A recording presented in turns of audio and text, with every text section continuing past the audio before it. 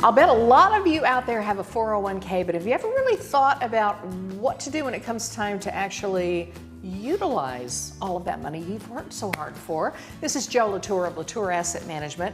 Let's talk about 401ks. Very good. That's a great topic. Yeah. So first of all, there are pros and cons with 401ks. Let's There's talk about some of the pros. Yeah, there are. Okay, let's talk about the pros first. Okay, let's talk about. So basically, some of the pros are, first of all, you get tax deferral on contributions. Okay, or if your 401k has a Roth option, then you can actually contribute more money to a Roth than you could by opening an individual Roth account. Okay, so those are pros. And also employer matching funds. Can't say enough about that. That's just free money. Why wouldn't you take advantage of that? Exactly. Find out what they'll match, and you put in a certain amount, and they'll match some for you, and it's a great deal. And the thing of it is it comes right out of your check, so you don't miss it. It is an incentive to help you save for retirement, Joy. Yes, which matters greatly when it comes time to retire. You'll know that if you don't have enough saved. Okay, the cons. Do we really want to talk about the cons? We need to talk about the cons. Probably so. Yeah.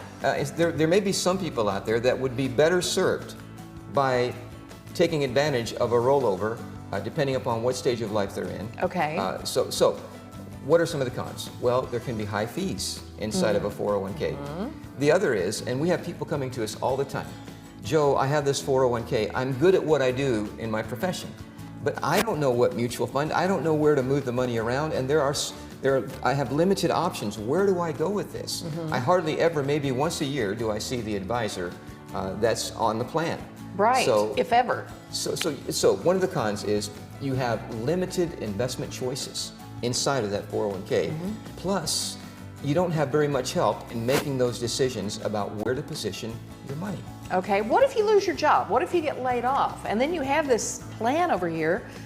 What do you do with it now? Okay, so here's the thing. All right, so regardless of your age, if you've lost your job, if you've been laid off, then that 401k becomes now portable. You can do a rollover, a qualified rollover, into an IRA, okay, without triggering a taxable event. Get it repositioned according to your goals and your objectives, and most importantly, your risk tolerance, okay? And benefit from professional management and helping guide you and helping realign your portfolio to match you. It's kind of like a tailor making a suit. Sure. Okay, so it needs to fit you, it needs to fit your particulars. So that's important.